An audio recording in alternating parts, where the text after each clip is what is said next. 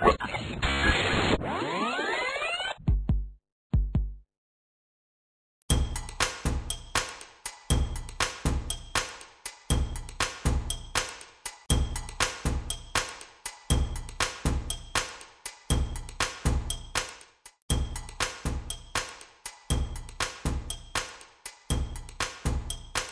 m'appelle Mathieu Chabot, je suis éditeur de musique aujourd'hui. J'ai commencé en tant que Legal et Business Affaires à Warner Music et puis ensuite à Warner Chappell Music France parce que j'étais juriste de formation. On a beaucoup travaillé à l'image avec une société notamment qui s'appelle Bourri Blanc, qui existe toujours, qui fait la production exécutive de musique destinée à l'image.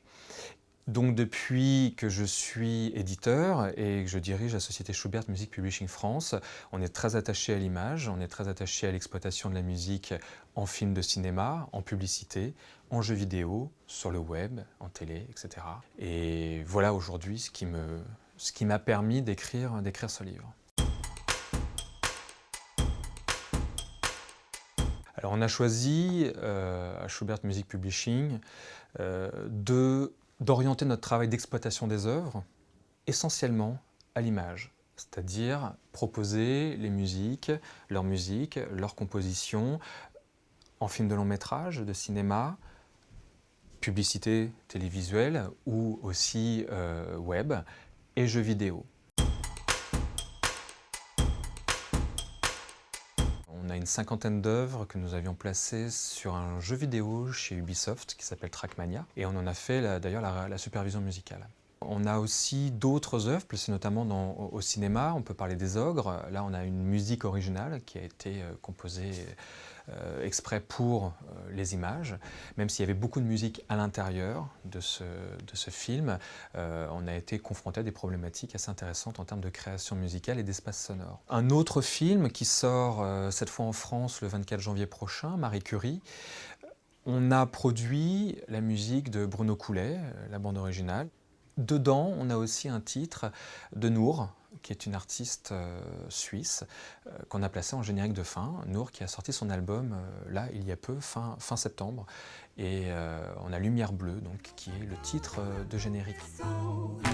Et qui reprend encore son élan vers ces deux atomes covalents qui se cherchent encore dans le noir. Des liaisons fauves aveuglantes. Mais je l'avoue, j'aime cette lumière bleue qui irradie mon cœur si malheureux, lorsqu'il n'est pas sous votre chaleur. Il y a un film qui vient de sortir, qui s'appelle Marvin, et on a aussi placé un titre préexistant, cette fois, dans la bande originale.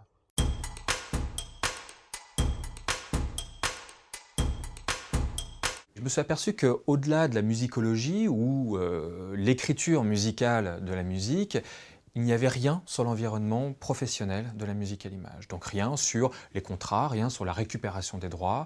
Il y avait énormément de littérature, encore une fois, sur la création et sur les aspects musicologiques de la musique à l'image. Donc évidemment, les formations et les formations que je donne à l'IRMA me permettent d'avoir ce recul sur mon propre métier qui a généré l'idée, l'ambition de faire ce livre. Et d'ailleurs, il y a plusieurs idées qui viennent, peut-être pour d'autres livres à venir. Il s'adresse aux créateurs, donc les auteurs, les artistes-interprètes. Il s'adresse aux éditeurs de musique, aux producteurs de phonogrammes, bien sûr aux agents.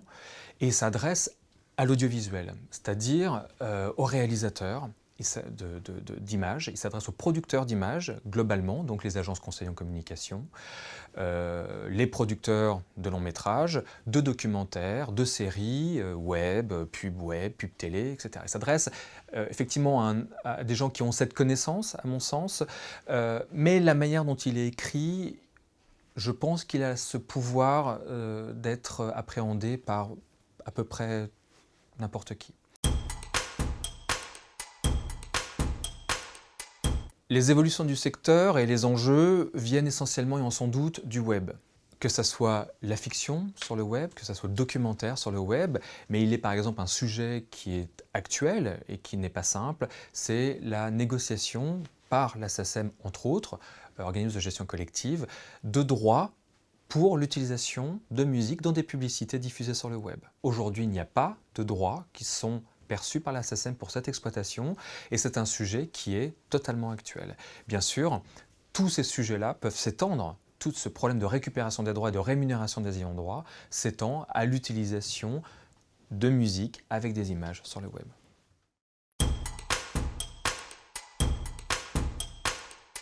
L'accueil reçu par le livre est très bon, il remplit très clairement un objectif, son objectif premier, qui était de faire le lien entre le secteur de la musique et le secteur des images. Il y a de nombreuses tables rondes sur le sujet dans les divers festivals, dont le Midem, mais j'interviens de plus en plus, que ce soit dans des écoles de cinéma, mais aussi dans des salles du type le Krakatoa, ou que ce soit via le RIM, et bien entendu à l'IRMA. Et j'aimerais bien écrire sur un sujet qui est ressorti justement en écrivant ce guide, sur comment parler musique, puisque je me suis aperçu que personne ne parlait de la même manière de la musique, qui est d'ailleurs peut-être l'une des questions essentielles et premières quand on parle de musique à l'image. Et puis, on parle aussi d'un guide sur l'édition musicale.